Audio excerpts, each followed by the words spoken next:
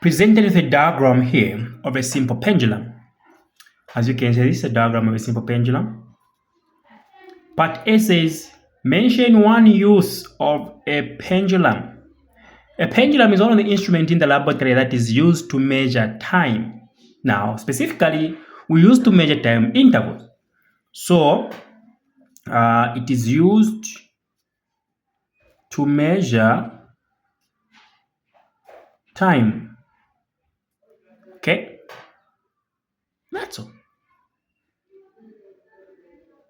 Okay? Next, says what? State one factor that affects the period of the pendulum.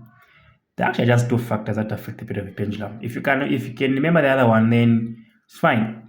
The first one which affects the period of the pendulum is actually the length of the pendulum. Okay? To the what? The length of the pendulum. The length of the pendulum, it actually affects the period in such a way that when you increase the length, okay, the period also does increase. So they are directly related. The other factor is the acceleration due to gravity. The acceleration due to gravity, which is just the value of g. You should be aware that g varies actually from one place to the other. For example, on Earth is about 9.8. When you go to the moon, it's about 1.6. It varies. So an increase in the gravitational field strength actually decreases the period. Okay.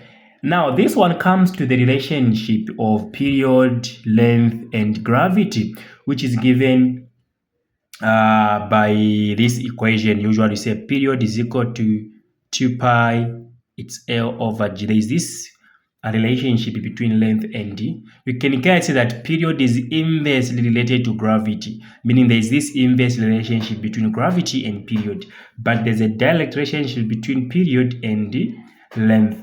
Okay, define the term period and the frequency. So how do we define period and how do we define frequency? So period is just the time taken to complete one cycle. So this is the time taken to complete one oscillation. In this case, we're calling it a cycle. It's fine even if you write cycle, still correct. Wow, next one is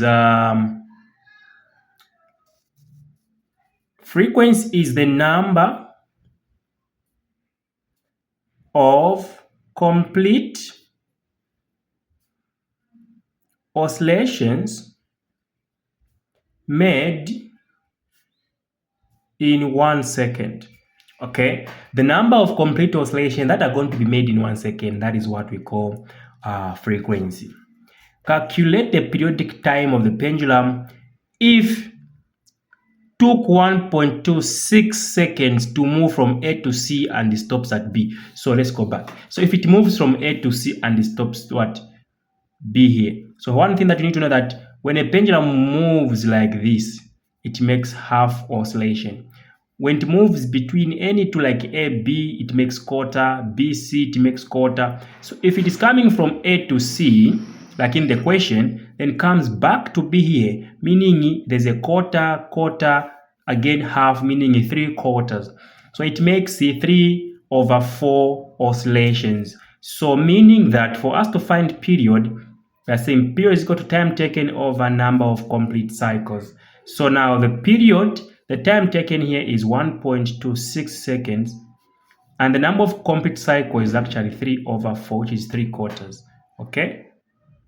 Of which when I divide this into here, it's giving me 1.68 seconds.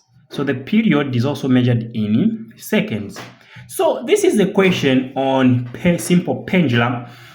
And you can join us for our online classes. Our lessons are recorded, straight to the point, exam centered. They're going to help you pass your exams. I is PVS the Tutor Genius Pro Online School. I raise my case.